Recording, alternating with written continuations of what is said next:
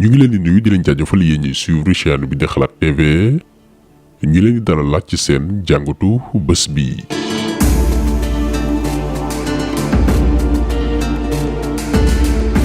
tey dañuy ñëw comme niñ ko defee woon suñu vidéo bi passé dellu si waat ci conférence de presse bi Juan Branco amaloon démb tekkil leen ko ci wolof gannaaw ba mu noppee ci dossier wu 170 pages boo xam ni moment yi ñuy wax ak yéen mi ngi ci taabalu cour pénal international. conférence am bi nag bari lool ay révélation ba ci anam gi France ak Emmanuel Macron dugalee seen loxo ci boom gi Macky Sall doon boom askanu Sénégal. France yónnee na fi ñaari ndawam ngir ñu lëkkaloog Antoine Diome ak kii di général Moussa Fall. duñ ci sori sans commentaire.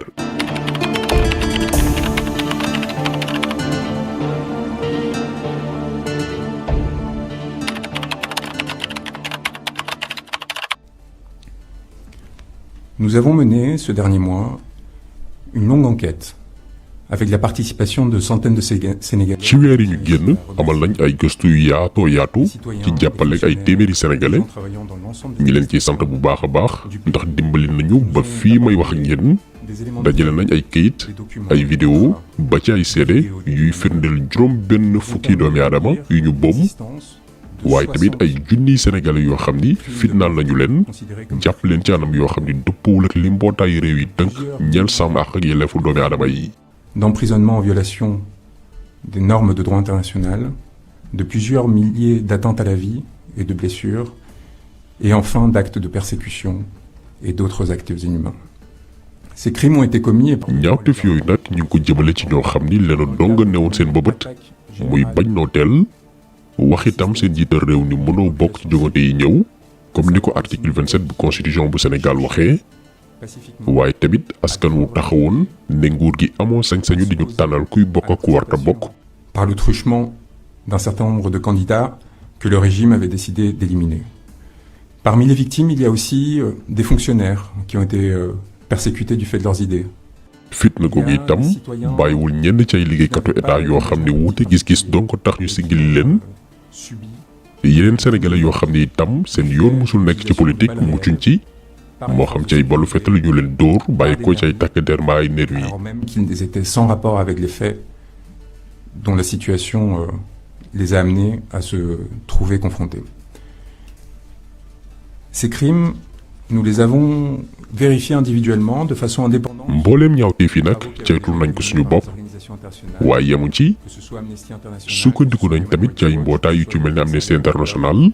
Human Rights Watch kuréelu Nations Unies bi ceytu àq ak yelleefu doomi aadama yi ba ci Croix-Rouge bu Sénégal te ñoom ñëpp ku ci nekk dëggal ni boobu gu jéggi dayo lañu nemmeeku Sénégal tukkee ci nguur goo xam ni bëgg aaki moo ngëneel yi feeñ Sénégal jaral na leen ñu jàmmarloog seen askan donte loolee dafay warook li yoon wax. dans une position que la Constitution interdit d'accaparer.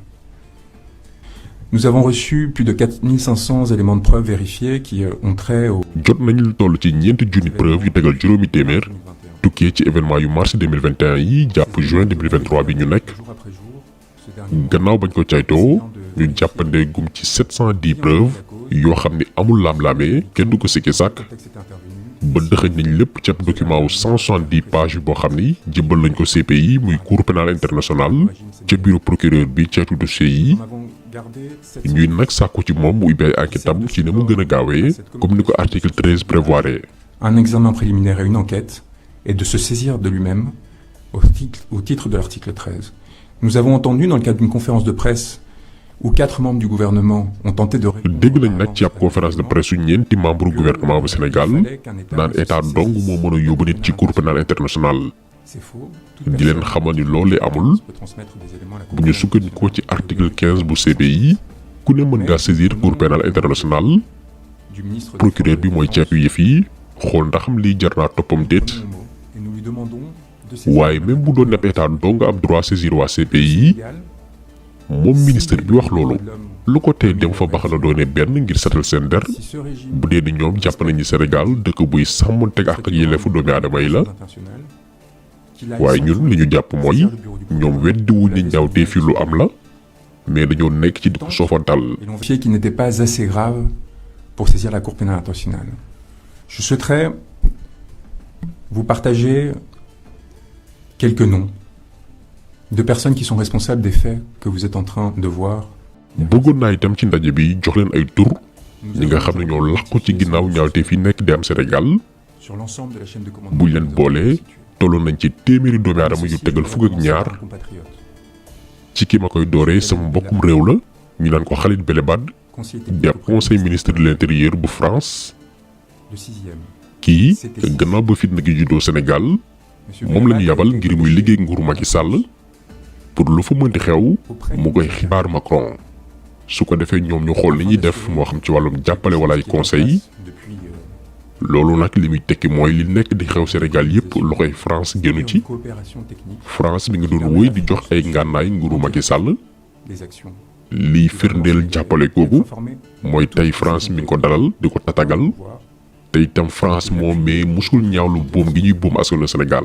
La France aujourd'hui accueille Macky Sall sans avoir fait une déclaration condamnant les violences en question. Monsieur Belebad. Khalid Belebad bi ma leen di wax te France yónni woon ko Sénégal dafa doon teewee réunion yi ñu daan amal biir ministère de l'intérieur bu Sénégal maanaam naka la ñuy organiser dal bi ñuy dal ci kaw askan wi bu ci noppee di ko nettali kilifaam yi nekk France kon ñoom ay complices lañu. Il est donc complice de crimes contre l'humanité. Monsieur Jean-François Gaume. ku naan Jean-François Gaume yabaloon nañ ko moom itam Sénégal muy lëkkaloog général Moussa Fall bu gendarmerie sénégalaise moom it complice la ci boom gi ñu doon boom askanu Sénégal. Il est complice de crimes contre l'humanité. Au sein de la présidence de la République, Monsieur Macky Sall a mis en place un système.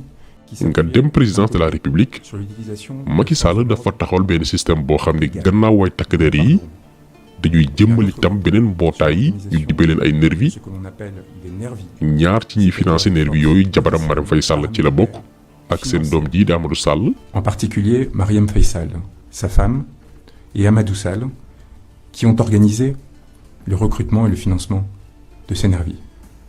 Ils sont responsables à titre principal de la commission de crimes contre l'humanité.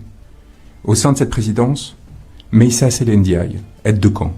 Meïssa Sélé Ndiaye di aide de camp Macky Sall itam ci defkatu ñaawteef fi la bokk moom ak chauffeuru président bi te yu ci turu Abdoulaye Sall ñu gën ko xam ci Laye Kara. Le chauffeur du président qui faisait le lien avec les organisations de nervis. Autour de la présidence, des éléments extérieurs sur lesquels nous reviendrons, dont un certain Farban Ngom, griot. boo génnee palais mu am ñeneen aussi ñu doon yëngoo bu baax ci recrutement wu nervi yi kenn ki di Farba Ngom di géwalu Macky Sall moom dafay dëkkal ba noppi di dundal nervi yooyee ngir ñuy def ay ñaawteef. Soit commis. Afin d'armer ces nervis, la présidence de la République, elle-même, directement, en tant qu'institution, a mis en place des commandes d'armes particulièrement massives. bu weesoo loolu présidence de la République commandé ay ngànnaay ci jàppale kenn ci xaritu président bi ñu naan ko Gabriel Peretz moom livré na lu toll ci 104 tonnes ci ay ngànnaay ci diggaatum 2022 ngànnaay yooyu yu ci bari ñoo ngi ko denc ancien aéroport Léopold Sédar Senghor te bés bu yàlla sàkk ñu ciy séddale di ko yóbbu ci ay bërëb yu wuute di ko fa denc ngir waajal boobu askanu Sénégal. Dans certains espaces du territoire sénégalais, de façon à pouvoir être mobilisé en cas de crise politique. Le financement de ce contrat. financement wu ngànnaay yooyu nag mi ngi bàyyi ko ci milliards yi ñuy jébbal président bi bu yàlla sàkk ñu naan ko caisse noire wala fonds spéciaux te loolu kenn amul droit caytu ko waaye itam ci ay bor yoo xam ni sénégalais ñoo koy fay fekk 2024 te mu toll ci 300 millions de dollars. En 2024 à hauteur de 300 millions de dollars.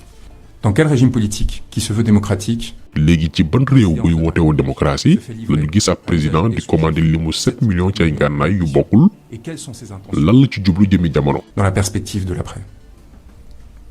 Nous avons la structure de la présidence avec, au cabinet civil, un certain nombre d'individus particulièrement responsables. ci li wër président bi tamit ràññee nañ ci ay doomi aadama yu bokk ci fitna gi ñuy teg askan wi ñu mën ci lim Mahmoud Saleh Abdoulaye Daouda Diallo général Joseph Mamadou Diop Mohamed Boun Abdallah Dionne waaye daf ci am ñaar ñu gën a doy waar ci groupe bii muy général Mbaye Cissé ak ku ñu naan Omar Wade te ñu nommé ko le 6 avril 2023 bi ñu weesu. et Oumar Wade, qui a été nommé le 6 avril 2023 dernier, nous avons découvert que cette organisation discursive, cette tentative de légitimation des faits que nous sommes en train de vous présenter, au sein de la présidence, a été mise en œuvre notamment par Yorodia, ngir nag layal ñaawteef yi ñiy liggéeyal président ci wàllum communication ñu mën ci lim Yoro Dia El Hadji Malick Gaye ak Wandifa Dramé doon ci lëkkaloo porte-parole lu gouvernement bi pour lépp lu mun di xew ñu wutal ko ab sos bu garaaw a garaaw. les actes qui étaient commis. Au niveau de l'organisation d'impunité, le rôle évidemment d'Ousmane Khouma. noonee itam lañ ko defee ci wàllum yoon ak ku ñuy woy Ousmane Khouma di xelal Macky Sall ci lépp lu jëm ci mbiru droit moom Ousmane Khouma mooy tànn magistrat yi ñuy sant ñaawteef yi moo xam àttekat yi ak procureur yi ba tey même jëmm ji mooy téye dossiers yi ñeel wàllum yoon di xool lu ñuy àtte ak lu ñuy bàyyi moo tax depuis événement yu mars 2021 yi kenn mësul dégg procès mbaa leeral li fi jot a xew. Je dis bien aucun des événements qui sont constitutifs de crimes n'ont fait l'objet, sinon de poursuites, du moins de procédures étant arrivées à leur terme, plus de 26 mois après les faits, ce qui nous amène aujourd'hui à mettre en œuvre la présente saisine. Monsieur Antoine Félix Diome a joué un rôle important. bu ñu jëlee kii di Antoine Félix Diome li ñu seetlu mooy ku yàgg def ay ñaawteef la laata sax muy doon ministre de l'intérieur jamono gi muy doon magistrat bokk na ci ñi nguur tàndoon ngir éliminer Khalifa Sall ak kii di Karim Wade bi ñu ko nommé jëwriñ nag mu sax di woy ca la mu nekkee woon tribunal muy def ay ñaawteef def ay ñaawteef ba noppi di ko layale ay fen donc fen yu tegaloo yi mu dëkkee fen askan wi ak waa bitim réew ngir nëbb wala neenal ay preuves lii moo tax ñu gën ko topp. À ce seul titre, Monsieur Diome, par ses mensonges répétés et par ses tentatives de faire disparaître des preuves ou de nier l'existence de crimes tout au long de ces périodes, est passible de poursuites. Mais Monsieur Diome, évidemment, a eu un rôle bien plus important que celui-ci.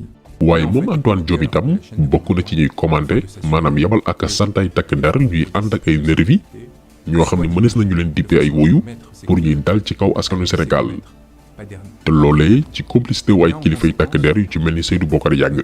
Et une responsabilité au sein de la chaîne hiérarchique. Nous pensons évidemment à Seydou Bokar Yàgg. Il y a évidemment Amadou Amady Lam.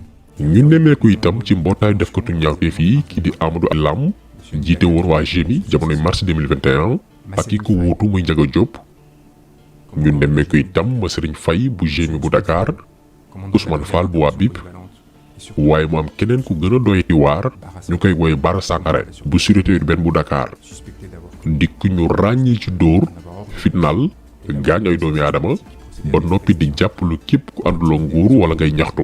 Et les manifestants. Au sein de la gendarmerie, nous avons aussi des responsables importants et vous avez tous noté. biir gendarmerie itam ñu nemmeeku fay mbir yu doy waar rawatina ay takk der yu ñu gis ñuy jël ay nit di leen def kiiraay yi ñu nemmeeku loolee ci ay bërëb yu bokkul loolee di tekk ni lu ñu déggoo la seen biir te ay gendarme képp ñoo koy def kon responsable de kii di général Moussa Fall génn ci. Et donc la responsabilité de Moussa Fall, à ce seul titre, est engagée.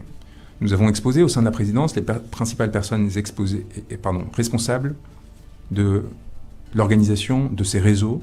léegi wax naa leen coowal nervi yi ñen ñoo nekk ca bopp ba ak financement yi ni muy demee waaye di leen dolli ne loolee ñu ngi koy jëmmale ca siège u APR foofee mooy seen màkkaan d'ailleurs dafa am lu bees lu ñu nemmeeku ci nguuru Macky Sall mooy léegi responsable politique pour dàq jël ay nervi kookee la ñuy defal promotion jox ko ndombal tànk bi gën a kawe ñu ràññee ci ñooñee ku ci mel ni Doudou Ka bi nga xam ni dafa yor benn réseau nervi kii di Pape Malick Ndour Aly Ngouille Ndiaye Mame Mbaye Niang ak ku ñu naan Birame Faye mi ñu toftal ci ministre de l'Intérieur. Chef comme Birame Faye, ministre auprès du ministre de l'Intérieur. Birame Faye joue un rôle très important. Pourquoi? Birame Faye moomee nag di def liggéey bu doy waar ci doxalinu nervi yi nguur gi jël ci koo xam ne al toppe la woon dafa daan gunge Macky Sall képp ñu xëy bés def ko ministre toftal ko ci jëwriñ ki ñu dénk bi réew mi Antoine Diome ngir mën a légaliser layal ni nervi yi di doxalee saa yu manifestation amee maanaam ci gàttal Birame Faye mooy gérer ministère u nervi yi. Monsieur Birame Faye a évidemment continué son double jeu à la fois comme ministre et comme organisateur de ces forces de répression illégales. Alors, au-delà de ces notables qui ont leur propre nervi, comme ceux que j'ai cités, qui sont pour certains au gouvernement, au-delà de Birame Faye et de ceux qui organisent, bu weesoo nag borom yi ndombal tànk yi ñu leen limal mu am ñeneen ñoo xam ne ñooy dox diggante nervi yi ak way takk der yi ñu ràññee ci kenn koo xam ni gis nañ ko ci événement yi weesu ci côté général Moussa Fall tey wuyu ci turu Jérôme Bandiaky moom Jérôme Bandiaky non seulement dafay liggéey ko waa présidence ci ay ñaawteef waaye tamit dafay coordonné ko waa gendarmerie ci terrain bi ñu koy xamal moom Jérôme Bandiaky ko yor nañ ay dossier yu yéeme te liñ koy xamal mooy mu indi ay leeral wala bu yeboon na fexe ba bu mu génn Sénégal fileeg nguuru Macky Sall ma nga fa. Ou à surtout ne jamais sortir du territoire sénégalais tant que le régime n'aura pas changé. Nous avons aussi l'identité des lutteurs qui jouent un rôle cardinal. ràññee nañu itam ay mbër yi nga xam ni ñoo ngi liggéeyal nguur gi fi nekk di leen jëlal ay nervi ngir ñuy fitnaal askanu Sénégal ñoo ngi ak seeni photo ñooy ñan xaalis yi ñu leen viréel par téléphone ak ci yeneen anam. Par des virements sur des applications téléphoniques, en cash ou d'autres façons. Voilà une présentation un peu générale, mais qui permettra aux personnes qui ont prétendu qu'il n'y avait pas d'inquiétude à avoir. kon lii moo newoon lu ñu leen indiloon ci ni mu gën a yaatoo pour xamal ñi yaakaaroon ni mbir yi du mujj fenn que ba ci xibaar yi gën a sew dajale nañ ko ba daal di ko tënk. Passe pas inaperçu. Je comprends bien que Macky Sall pense, avec son parrain de l'Élysée. naam Macky Sall mi ngi dalal xelam ndax jàpp na ni woy juróom bu ndaw bi nekk France dina ko sàngamalaanu kiiraay waaye na xam ni loolu lépp génnewu ko ci. dossier bii dina ko topp ba keroog muy sàngu suuf. ëllëgu Sénégal nag mi ngi ci loxoy sénégalais yi gannaaw xibaar yi yépp ñu jébbal CPI fa peuple bi itam gën a wane taxawaay ak ndogu bu leen kenn xoxotal bu leen nangu kenn fitnaal leen taxaw leen bañ ndax lii képp mën a tax seeni àq ñu nangul leen ko. La capacité des Sénégalais à surmonter la peur, à surmonter la violence qu'ils subissent et à s'assurer que leurs droits seront respectés. kon suñu vidéo tey loolu la woon ñu leen gërëm di leen jaajëfal di leen di daje incha allah beneen yoon ci beneen jàngat jaa ngi jëf.